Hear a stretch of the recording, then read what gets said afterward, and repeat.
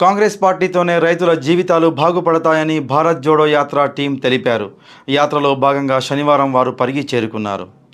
Bharat Jodo Abhiyan state coordinator Vissa Kiran, Rythu Swarajya Vedika state convener Kanneganti Ravi, Bharat Jodo Chevella parliament incharge Kranti విలేకరుల సమావేశం నిర్వహించారు. ఈ సందర్భంగా వారు మీడియాతో మాట్లాడుతూ కేంద్రంలో 10 ఏళ్ల మోడీ పాలనలో చాలామంది నష్టపోయారని, రైతులే కాకుండా కార్మికులు కూడా నష్టపోయారని తెలిపారు. చరిత్రలోనే మొదటిసారిగా రైతుల వ్యతిరేక ప్రభుత్వం ఏదైనా ఉందంటే అది బీజేపీ ప్రభుత్వమే అని తెలిపారు. రైతులకు కనీస మద్దతు ధర ఇవ్వడంలో విఫలమైంది కనుక చేతి గుర్తుకు ఓటు వేసి కాంగ్రెస్ ప్రభుత్వాన్ని గెలిపించాలని కోరారు. మోడీ అధికారంలో ఉంటే కేవలం కార్పొరేటర్ సంస్థ అయిన ఆదానీ, అంబానీలకు లాభాలు చేకూరుస్తున్నాయని అన్నారు. తెలంగాణలో ఈ నెల 13న జరిగే ఎన్నికల్లో రైతులంతా ఏకమై హస్తం గుర్తుకు ఓటు వేసి కాంగ్రెస్ పార్టీ అభ్యర్థులను గెలిపించాలని వారు కోరారు. ఈ కార్యక్రమంలో నర్సింలు, రాములు, మల్లేష్, రాములు తదితరులు పాల్గొన్నారు. కుమార్, నవీన్, మేమంతా కూడా భారత్ జోడో అభియాన్ టీంలో భాగంగా పరిగికి వచ్చాము.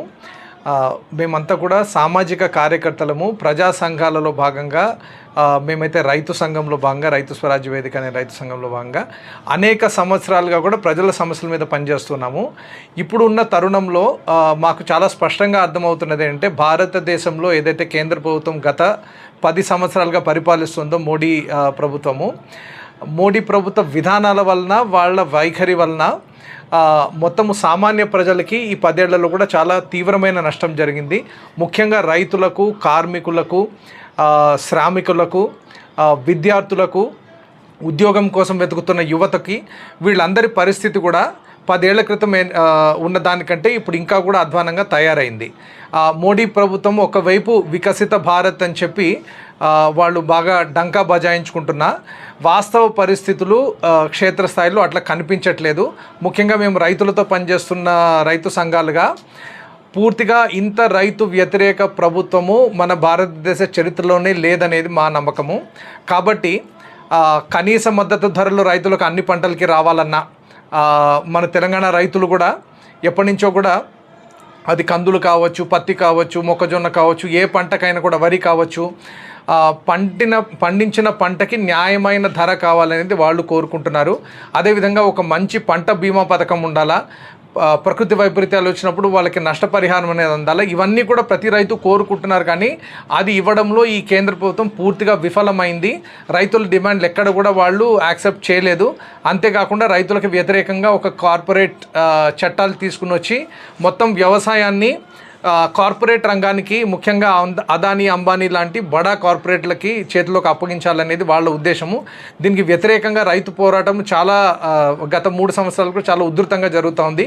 ఇప్పుడు మేము పరిగి ప్రాంతంలో కానీ, వికారాబాద్ జిల్లా మొత్తంలో కానీ రైతాంగానికి చెప్తున్నది ఏంటంటే, మన రైతులకి పూర్తిగా ద్రోహం చేసినది మోడీ ప్రభుత్వము.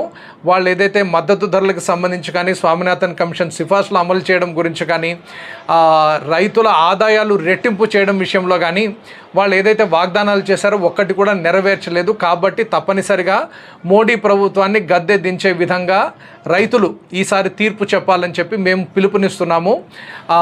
అదే మోడీ ప్రభుత్వము మన దేశంలో ప్రజాస్వామ్యాన్ని, రాజ్యాంగాన్ని పూర్తిగా విధ్వంసం చేసే దిశగా వెళ్తోంది. ఇప్పటికే ప్రజాస్వామిక హక్కులన్నీ కూడా అణగదొక్కింది. కాబట్టి ఈ మోడీ ప్రభుత్వాన్ని దించి దీనికి ప్రత్యామ్నాయంగా ఉన్న ఇండియా కూటమిని గెలిపించే విధంగా ప్రజలందరూ ఓటేయాలని చెప్పి భారత్ జోడో అభియాన్ తరఫున మేము పిలుపునిస్తున్నాము. అంతేకాకుండా తప్పనిసరిగా ప్రతి ఓటరు కూడా వాళ్ళ ఓటు హక్కును వినియోగించి ఈ 2024 ఎన్నికలు ఏదైతే ఉందో ఇది సాధారణ లోక్సభ ఎన్నికలు కాదు, మన దేశంలో రాజ్యాంగాన్ని, ప్రజాస్వామ్యాన్ని కాపాడుకునే ఎన్నిక. కాబట్టి మీ భవిష్యత్తు తరాల కోసం మీరు ఓటేస్తున్నారని అనుకొని తప్పనిసరిగా అందరూ కూడా వెళ్ళి సరైన నిర్ణయం తీసుకుని ఓటేస్తారని మేము కోరుతున్నాం. 2014లో నరేంద్ర మోడీ మొదటిసారిగా ప్రభుత్వంలోకి అధికారంలోకి వచ్చినప్పుడు రైతులకు సంబంధించి స్పష్టమైనటువంటి హామీ ఒకటి ఇచ్చారు ఆయన. 2014లో మేము అధికారంలోకి వస్తే స్వామినాథన్ కమిషన్ సిఫారసు ప్రకారం కనీస మద్దతు ధరలను ప్రకటిస్తాము, దాని ప్రకారమే కొంటామనేది ఆయన చెప్పారు. కానీ గత 10 ఏళ్ళు గడిచింది. ఈ 10 ఏళ్లలో ఈ హామీని అమలు చేయలేదు. స్వామినాథన్ గారు ఒక వ్యవసాయ శాస్త్రవేత్తగా, జాతీయ వ్యవసాయ కమిషన్ చైర్మన్గా ఆయన చెప్పిన రికమెండేషన్ ఏంటంటే, రైతుల ఖర్చులు బాగా పెరిగిపోతున్నాయి, ఆ ఖర్చులన్నిటికీ విలువ కట్టడం లేదు, ఆ ఖర్చులన్నిటికీ విలువ కట్టి వాళ్ళకి 100 రూపాయలు ఖర్చు చేస్తే ఇంకొక 50 రూపాయలు కలిపి 50% కలిపి మద్దతు ధర ఇవ్వాలనేది ఆయన రికమెండేషను. దాన్ని అమలు చేస్తామని మోడీ గారు చెప్పారు. ఈ 10 ఏళ్లలో అది అమలు కాలేదు. దాని ఫలితంగా మొత్తంగా తెలంగాణ రాష్ట్ర రైతులు గత 10 ఏళ్లలో 2 లక్షల కోట్ల రూపాయలు తీవ్రంగా నష్టపోయారు. ఇవాళ సరైనటువంటి ధరలు రాకపోవడం వల్ల రైతు కుటుంబాలన్నీ అప్పుల ఊబిలో కూరుకుపోయి ఉన్నాయి. వాళ్ళకి ఆదాయాలు తగినంత రావట్లేదు. ఈ నేపథ్యంలో గత 10 ఏళ్లుగా రైతుల్ని మోసుకున్నా సరే అదే ధరకి కొనేటట్టుగా మేము చట్టం చేస్తామనేటువంటిది వాళ్ళు హామీ ఇచ్చారు. ఈ హామీ చాలా రైతులకు ఉపయోగపడేటువంటి హామీ. కాబట్టి ఈ హామీ ఇచ్చినటువంటి కాంగ్రెస్ పార్టీకి ఈసారి లోక్సభ ఎన్నికల్లో ఓట్లేసి గెలిపించాలనేది మేము సంయుక్త కిసాన్ మోర్చాగా, భారత్ జోడో అభియాన్గా మేము రైతాంగాన్ని విజ్ఞప్తి చేస్తున్నాం. అట్లాగే రైతులు ఏ వస్తువు కొనాలన్నా కూడా ధరలు పెరిగిపోయినటువంటి స్థితి ఉంది.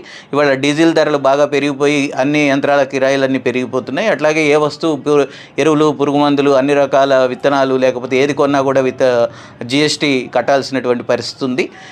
చాలా భారం పడుతున్నది. ఈ నేపథ్యంలో కాంగ్రెస్ పార్టీ ఆ విషయంలో కూడా ఒక హామీ ఇచ్చింది. వ్యవసాయ ఉపకరణాలు ఏది కొన్నా కూడా రైతులు, అది యంత్రాలు కావచ్చు, ఇతర ఉత్పత్తులు కావచ్చు, దాని మీద GSTని రద్దు చేస్తామనేటువంటిది కాంగ్రెస్ పార్టీ హామీ ఇచ్చింది. అట్లాగే రేవంత్ రెడ్డి గారి ప్రభుత్వం పోయిన అసెంబ్లీ ఎన్నికల్లో పంటల బీమా పథకాన్ని మళ్ళీ తీసుకొచ్చి ప్రీమియం మొత్తాన్ని కూడా ప్రభుత్వమే కట్టి మేము పథకాన్ని తీసుకొస్తామని చెప్పారు. అందుకని రైతు అనుకూలమైనటువంటి కొన్ని హామీలని, వాగ్దానాలని కాంగ్రెస్ పార్టీ చేసినది. ఈ విషయాలన్నిటి పట్ల కూడా బీజేపీ పార్టీ కానీ, దాని ఎంపీ అభ్యర్థులు కానీ మౌనంగా ఉంటున్నారు. అందుకని వికారాబాద్ చేవెళ్ల పరిధిలో ఉండేటువంటి, పార్లమెంటు పరిధిలో ఉండేటువంటి వికారాబాద్ జిల్లా రైతులందరూ కూడా బీజేపీ పార్టీని ఓడించడం ద్వారా, కాంగ్రెస్ పార్టీని గెలిపించడం ద్వారా రైతులకు ప్రయోజనం కలిగించేటువంటి హామీల అమలు కోసం మనం కృషి చేయాలి. ఆ తర్వాత కాంగ్రెస్ పార్టీ ఇచ్చినటువంటి హామీలన్నింటినీ రైతాంగం సాధించుకోవడానికి కూడా గట్టిగా కృషి చేయాల్సినటువంటి అవసరం ఉంది.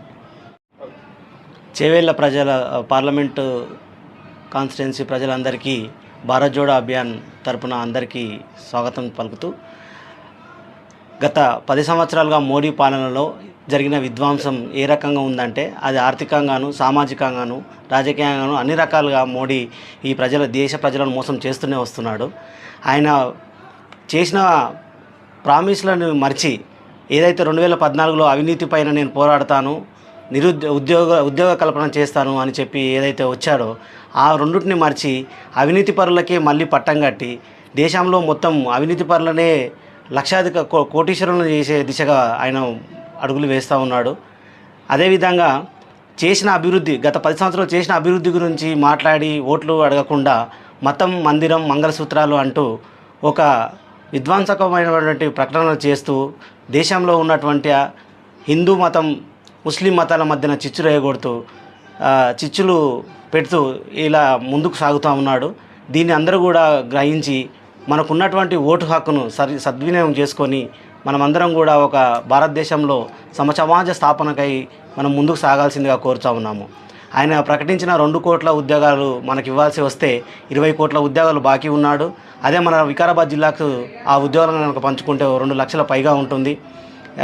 ఆయన చేసిన మొదటి ప్రామిస్లలో ఈ ఉద్యోగ కల్పనలో ఏదైతే ప్రామిస్ చేశాడో దాన్ని విస్మరించి నరేగా తరపున ఉన్నటువంటి 25 కోట్ల పైగా జాబ్ కార్డులు ఉన్నాయి మన దేశవ్యాప్తంగా.